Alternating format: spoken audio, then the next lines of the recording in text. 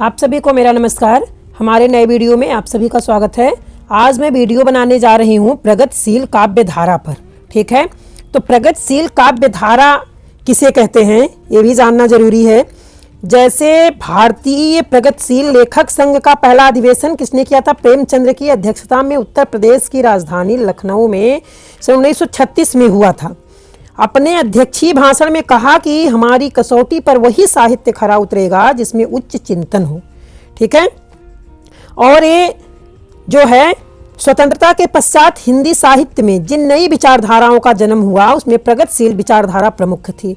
नागार्जुन, केदारनाथ अग्रवाल और त्रिलोचन इस विचारधारा के प्रतिनिधि कवि माने जाते हैं। इन तीनों को प्रगतिशील त्रयी के नाम से संबोधित किया जाता है। इन तीनों कवियों को प्रगतिशील त्रयी के नाम से संबोधित किया जाता है। आज उसी पर वीडियो में बनाने जा रही हूं और आप देखिए। अब यह है प्रगतिशील काव्य धारा। शमशेर बहादुर सिंह यद्यप प्रगतिशील चेतना के कवि हैं, किंतु उनकी कविताएं मन की गहरी परतों को सांकेतिकता और बहुत कुछ चित्रकला की सहायता से खोलती है।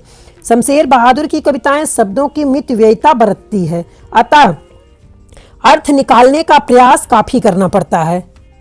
इसी कारण उनकी कविताओं में मौन यानी जो कहा जाना चाहिए किंतु नहीं कहा गया की महिमा मिलती है।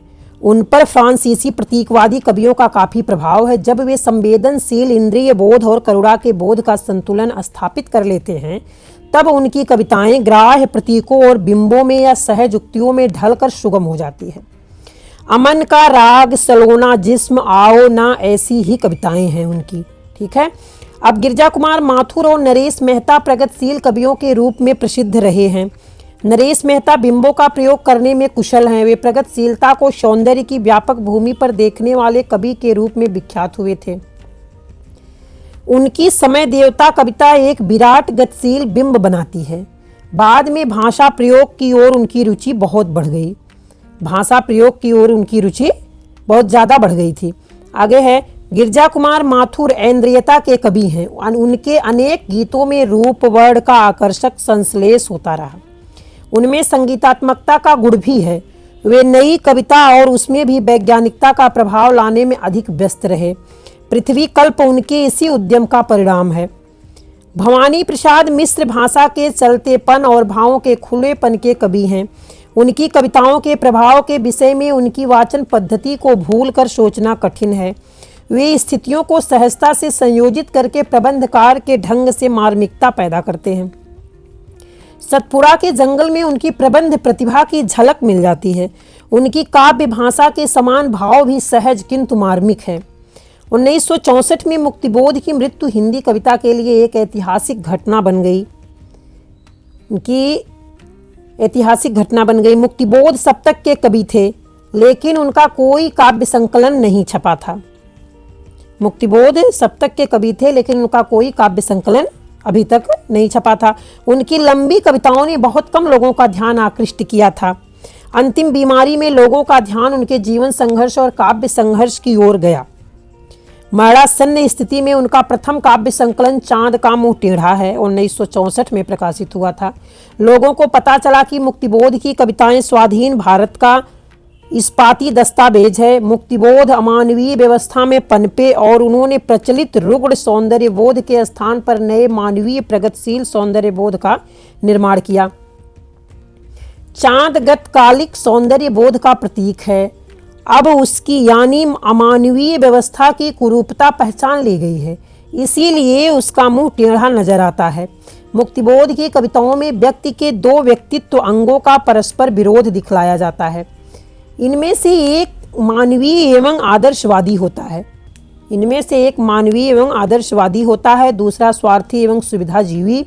मुक्तिबोध स्वातंत्र्योत्तर भारत में दिखाई पड़ने वाले कथनी और करनी के अंतर को नाटकीय ढंग से प्रस्तुत करते हैं। ठीक है, इस प्रकटीकरण के लिए वे स्वप्न कथा या फैंटेसी की शैली अपनाते हैं। मुक्तिबोध को परंपरा का गहरा बोध है।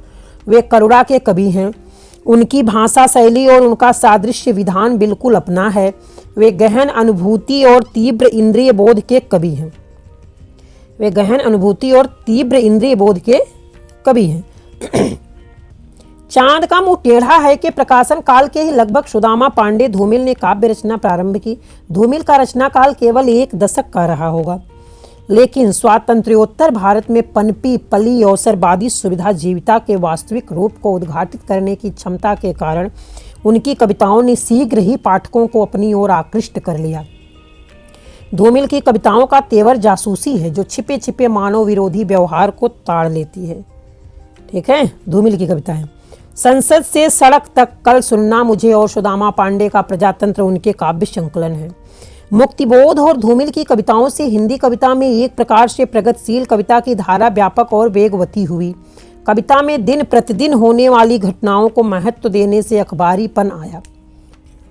इसका सुपरिणाम हुआ कि रघुवीर सहाय, सर्वेश्वर दयाल सक्सेना, केदारनाथ सिंह जैसे कवि सामाजिक यथार्थ की ओर उन्मुख हुए।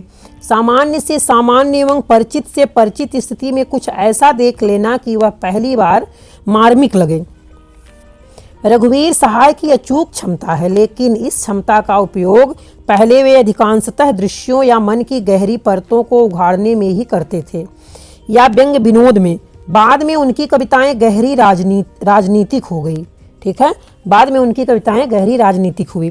राष्ट्रगीत में भला कौन वह भारत भाग्य विधाता है, फटा सुथन्ना पहने जिसका गुण हर चरना गाता है। इन्हें पढ़कर लगता है जैसे ये नागार्जुन की पंक्तियां हो। रामदास की हत्या जैसे संतरास पैदा करने वाली कविताएं हिंदी में कम लिखी गई होंगी। एक कविता के इस दृश्य की अति सामान्यता देखिए और इसके प्रभाव की गहराई पर गौर कीजिए। मैंने गोद में बच्चा लिए स्त्री को बस में चढ़ते देखा और मेरे मन में दूर तक कुछ घिसटता सा चला गया। राजनीतिक दबाव सर्वेश्वर की कुआनो नदी और केदारनाथ सिंह की यहाँ से देखो संकलन की कविताओं में दृष्टव्य है। श्रीकांत वर्मा पर भी राजनीति का दबाव देखा जा सकता है। उन्होंने राजसत्ता, इतिहास और कालबोध का संश्लेष मगध की कविताओं में किया है। राजनीति धर्मा होने से हिंदी कविता के क्षेत्र में एक महत्वपूर्ण बात यह हुई कि नागार्जुन, केदारनाथ अग्रवाल और त्रिलोचन के महत्व की ओर नई पीढ़ी का ध्यान नए सिरे से गया और वे कवि नई पीढ़ी के लिए अत्यंत संदर्भवान हो उठे। ठीक है, आगे है आधुनिक कविता ने तुक, छंद, अलंकार आदि का मोह छोड़कर गद्यात्मकता को यथार्थ चित्रण के लिए अपनाया था, लेकिन व्यक्तिवादी कवियों ने गद्यात्मकता को अपना कर भी उसे और अमूर्त बना दिया। नागार्जुन, केदार, त्रिलोचन अधिकांशतः छंदों और तुकों में लिखते हैं। उनके यहाँ बोध और चित्रात्मकता कभी नहीं छूटते। उनका वाक्य गठन सुव्यवस्थित रहता है। इस विषय में त्रिलोचन की ठेठ भाषा का ठाठ अन्यत्र दुर्लभ है। नागार्जुन ने अपना बनाया हुआ काव्य मार्ग कभी नहीं छोड़ा। वे दोहा, मंत्र, हरगंगा सब लिखते हैं। ठीक है, बिना इस बात की परवाह किए कि लोग उन्हें आधुनिक समझेंगे या नहीं। देश अपने विविध रूपों में इन कवियों के यहाँ मौजूद है। इनके फिर से संदर्भवान होने का यही रहस्य हुआ है।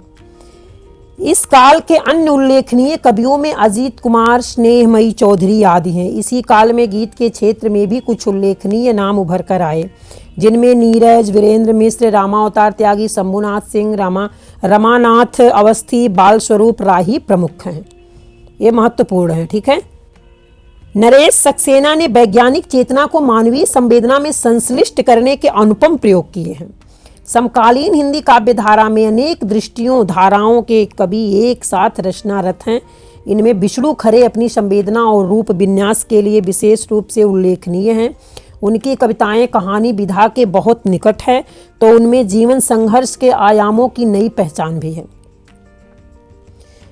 इसके अलावा चंद्रकांत देव ताले, मंगलेश डबराल, आलोक धनवा, भगवत रावत, मलयज ऋतुराज, अरुण कमल, राजेश जोशी, अनामिका, निर्मला गर्ग, विष्णु नागर, लीलाधर मंडलोई, नीलेश रघुवंशी, सविता सिंह, एकांत श्रीवास्तव। ठीक है, और कुमार अंबुज, विमल कुमार, हरीश चंद्र पांडे आदि हमारे समय के उल्लेखनीय कवि हैं ये सब। ठीक है, अब उपन्यास के बारे में देखते हैं। अधिकांश स्वातंत्र्योत्तर हिंदी उपन्यासों ने स्वाधीनता के उपरांत उत्पन्न बाह्य और आंतरिक स्थितियों पर कथानक को आधारित किया है। उपन्यासों की प्रवृत्ति तत्कालिक समस्याओं को सामाजिक संदर्भों में उभारने की अधिक रही है।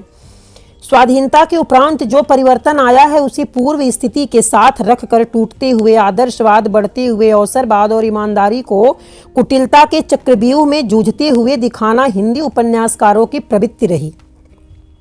सामाजिक परिवर्तनों को ब्यौरे से प्रस्तुत भी किया गया है। ठीक है। स्वातंत्र्योत्तर उपन्यासों को विषय वस्तु की दृष्टि से निम्नलिखित श्रेणियों में विभाजित भी किया जा सकता है। अब इधर है आंचलिक उपन्यास। आंचलिक उपन्यासों में विकास का प्रवाह कम गतिशील होता है। इनका उद्देश्य वातावरण की विशिष्टता का चित्रण होता है और व्यतीत होता हुआ पात्र पाठक में एक प्रकार की कचोट या मोहकता भर देता है। आंचलिक कृतियों की प्रकृति, भाषा, रीति रिवाज सब मिलकर अपने आप में ही उद्देश्य बन जाते हैं। उनका आत्मीय विवरण ही ऐसा रंगीन हो जाता है कि यथार्थगत विषमता ओझल हो जाती है। ऐतिहासिक विकास अपेक्षाकृत महत्वहीन हो उठता है। सभी आंचलिक उपन्यासों के बारे में यह कथन समान रूप से लागू नहीं होता, लेकिन सर्वाधिक प्रसिद्ध और चर्चित आंचलिक उपन्यास मैला आंचल, फणीश्वर नाथ रेणु आदि के बारे में यह कथन दूर तक लागू होता है। मैला आंचल की शक्ति उसके सविस्तार अंकन में है। मैला आंचल का कथा क्षेत्र बिहार का पूर्णिया जिला है। एक ओर उन पर पड़ता हुआ नई स्थितियों का दबाव और दूसरी ओर परंपरा का मोह, इस तालमेल से दोनों की विशेषता निखर उठी है। शताब्दियों से एक रस जीवन पर नए युग की पहली चोट बहुत मार्मिक हो उठी। ठीक है। इस आंचलिकता में कितना दारुण यथार्थ है और उसे दूर करने की कितनी शक्ति है, यह नहीं दिखाया गया। रेणु और प्रेमचंद्र का यह बहुत बड़ा अंतर है। कुछ ऐसे आंचलिक उपन्यास अवश्य हैं जिनमें यथार्थ की विषम स्थितियां ओझल नहीं रहती। ठीक है। जैसे नागार्जुन का रतिनाथ की चाची, बलचनमा, भैरव प्रसाद गुप्त का गंगा मैया धरती आदि। राही मासूम रजा का आधा गांव इसीलिए विशिष्ट नहीं है कि वह किसी मुसलमान लेखक द्वारा हिंदी में रचित उपन्यास है। यह अपने अकुंठ यथार्थ चित्रण और पूर्वी उत्तर प्रदेश के एक गांव में बसे मुसलमान ग्रामीणों की कथा होने के कारण भी विशिष्ट है। इस गांव के मुसलमान पाकिस्तान के बारे में कुछ नहीं जानते, लेकिन भारत विभाजन की त्रासदी झेल रहे हैं। मुसलमानों की हिंदुओं से विशिष्टता या भिन्नता तो लोग देखते थे, किंतु उन्हें किसी अंचल का अंग बनाकर पहली बार इसी उपन्यास में प्रस्तुत किया गया है। झीनी झीनी रे बीनी चदरिया अब्दुल बिस्मिल्लाह का ऐसा उपन्यास है जो आंचलिकता और प्रगतिशील सामाजिक आंदोलन को साथ साथ चित्रित करता है। ठीक है। अब इधर है सामाजिक पारिवारिक उपन्यास। सामाजिक पारिवारिक उपन्यास के बारे में देखना है। इस दौर के सामाजिक पारिवारिक उपन्यासों में टूटते हुए परिवारों, स्त्री पुरुष के नए संबंधों, राजनीतिक भ्रष्टाचार का पात्रों पर प्रभाव और यौन चेष्टाओं का चित्रण, यह सब मिला जुला मिलता है। यद्यपि कथानक प्रायः आर्थिक स्थिति एवं स्त्री पुरुष संबंध के ही चारों ओर घूमता है। भगवती चरण वर्मा के उपन्यासों टेढ़े मेढ़े रास्ते, भूले बिसरे चित्र आदि में राजनीति मात्र को भ्रष्टाचार का स्रोत बताया जाता है। मोहन राकेश का अंधेरे बंद कमरे वस्तुतः नागरिक जीवन में रूढ़िग्रस्त संस्कारों की यातना की कथा है। मोहन राकेश के इस उपन्यास का प्रभाव उनकी अधिकांश कहानियों के प्रभाव से भिन्न नहीं है। राजेंद्र यादव का उखड़े हुए लोग उस दंपत्ति की कथा है जो बेईमानी और कुटिल दांव पेच की दुनिया में रह नहीं सकता। ठीक है। इसमें भी ध्यान राजनीतिक और नर नारी संबंधों के स्वार्थपूर्ण उपयोग का उद्घाटन करने पर है। उपेंद्र नाथ अष्ट मध्य वर्ग के जीवन की विविधता को उसकी संपूर्णता में प्रकाशित कर देते हैं। वे कथा को विस्तार से कहते हैं। निसंदेह अष्ट में औपन्यासिक क्षमता है जो उनके उपन्यास गिरती दीवारों में पूरी तरह दिखलाई पड़ती है। बड़ी बड़ी आंखें उनका अन्य उपन्यास है। कामकाजी नारी की आर्थिक स्थिति मजबूत होने के बावजूद मध्यवर्गीय संस्कारों का आघात उसे कैसे सहना पड़ता है, इसे चित्रित करने की दृष्टि से रमाकांत का उपन्यास तीसरा आदेश उल्लेखनीय है। बेघर में ममता कालिया ने गतकालिक नैतिकता से चिपटे नवयुवक की यातना का चित्रण किया। ठीक है। अब यह है नवयुवक की यातना का चित्रण किया है। ठीक है। यह उपन्यास आधुनिक यौन नैतिकता की प्रतिष्ठा सहज ढंग से करता है। इधर असगर वजाहत का सात आसमान नामक उपन्यास इस कोट की उत्तम कृति है। अब फ्रायड आदि मनोविश्लेषण शास्त्रियों का प्रभाव हिंदी कथा साहित्य पर स्वतंत्रता के पूर्व ही पड़ चुका था। इलाचंद्र जोशी, जैनेन्द्र और अज्ञेय ने मनोविश्लेषण शास्त्र के सिद्धांतों का उपयोग किया। इसी परंपरा में दर्शन शास्त्र के विद्वान डॉक्टर देवराज ने अजय की डायरी लिखी। अज्ञेय के उपन्यास नदी के द्वीप पर राजनीति, अस्तित्ववाद और मनोविश्लेषण तीनों का प्रभाव है। कुल मिलाकर नदी के द्वीप यौन भावना प्रधान उपन्यास है जो अज्ञेय की चिंतन पद्धति को ध्वनित करता है। अजय की डायरी शैली में लिखा गया है। इसमें दाम्पत्य जीवन का विचलन, लड़कियों की शादी की समस्या, शिक्षा जगत में फैला भ्रष्टाचार, इन सबको एक दूसरे से संबद्ध कर दिया गया है। ठीक है। अब अस्तित्ववादी उपन्यास में क्या है? अज्ञेय का एक अन्य उपन्यास अपने अपने अजनबी हैं, जहां 3-4 लोग भयंकर बर्फीले मौसम में एक घर में साथ साथ रहने को बाध्य हो गए हैं। मानव की अंतिम नियति मृत्यु उन पर छाई रहती है। मृत्यु के संदर्भ में उनकी अतीत और वर्तमान चेष्टाएं महत्वहीन और निरर्थक लगती हैं। नियति और व्यर्थता बोध उपन्यास के केंद्र में है। ऐतिहासिक उपन्यास, इस युग में ऐतिहासिक उपन्यास अधिकांशतः उन्होंने लिखे जो पहले से लिख रहे थे। वृंदावन लाल वर्मा ने मृगनयनी 1950 में लिखा। वर्मा जी के उपन्यासों की कथा वस्तु में बहुत विचित्रता एवं आकर्षण है। बुंदेलखंड का जीवन सांस्कृतिक दृष्टि से संपन्न है, यह उनके उपन्यासों में पर्याप्त दिखाई पड़ता है। राहुल सांकृत्यायन ने सिंह सेनापति 1957 में लिखा है। सिंह सेनापति का नाम अंगुतार निकाय में आया है। वह जैन धर्म छोड़कर बौद्ध धर्म में दीक्षित हो गया है। ठीक है। उस युग के अनेक सूत्रों को अपने युग से मिलाना इस उपन्यास का उद्देश्य मालूम पड़ता है। चतुरसेन शास्त्री ने वैशाली के नगर बधू 1949 में, ठीक है, नामक एक बृहत रोमानी उपन्यास लिखा है जिसमें कथा को ऐतिहासिक वातावरण में देखा गया है। लेखक ने हराशोन्मुख बुद्धकालीन भारत के विलासी और मादक रूप को धार्मिक, राजनीतिक और सामाजिक घटनाओं के बीच प्रस्तुत किया है। और इस बीच पंडित हजारी प्रसाद द्विवेदी ने चारुचंद्र लेख 1963 में लिखा, पुनर्नवा 1973 और अनाम दास का पोथा 1977 में लिखा है। इन उपन्यासों में द्विवेदी जी अधिकाधिक वस्तुनिष्ठ होते गए हैं। बाण भट्ट की आत्मकथा में वातावरण और मन स्थितियों की तीव्रता और संयम का चित्रण प्रधान था। चारुचंद्र लेख की मूल कथा प्रबंध चिंतामणि से ली गई है। इसमें आदिकालीन राजनीतिक, धार्मिक, सामाजिक आदि स्थितियां चित्रित हैं। उस काल में अनेक धार्मिक साधनाएं किस प्रकार एक दूसरे से टकरा रही थी यह देखने में आ जाता है। ठीक है। इस उपन्यास का मूल उद्देश्य धार्मिक कर्मकांड और रहस्यमयता की निस्सारता दिखाकर मानवीयता को प्रतिष्ठित करना है। पुनर्नवा में लोरिक चंदा की लोक कथा को मृच्छ कटकम की कथा से जोड़कर कथा में कालिदास को भी ले आया गया है। इसमें सामाजिक विधि निषेधों की पुनर्परीक्षा की गई है। अनाम दास का पोथा छांदोग्य उपनिषद की एक कथा पर आधारित है। इसमें परम सत्ता विषयक ज्ञान साधना और रागात्मक वृत्ति का एक प्रकार से सामंजस्य है। द्विवेदी जी के उपन्यासों में प्राचीन भारत का वातावरण सांस्कृतिक साधना के साथ इस ढंग से चित्रित कर दिया जाता है कि वे आधुनिक मानव की बाह्य और आंतरिक समस्याओं और समाधान की व्यंजना करने लगती है। अमृतलाल नागर का उत्कृष्ट उपन्यास मानस का हंस 1974 में प्रकाशित हुआ। यह हिंदी के महान कवि तुलसीदास के मानसिक विकास और उस युग के विविधतापूर्ण जीवन को साक्षात कर देता है। अब इधर है राजनीतिक उपन्यास के बारे में सुनिए। ठीक है। अब ये राजनीतिक उपन्यास के बारे में है। इस दौर में बढ़ती हुई राजनीतिक चेतना के व्यापक प्रभाव को ध्यान में रखकर ऐसे सामाजिक उपन्यास लिखे गए जिनसे ऐतिहासिक प्रवाह की अनुभूति पाठक को ही जाती है। इनमें सामान्य जनसमूह पर पड़ते हुए राजनीतिक दबाव को बहुत सामान्य घटनाओं और मन स्थितियों के चित्रण के माध्यम से सांकेतित किया गया है। यशपाल का झूठा सच, अमृतलाल नागर का बूंद और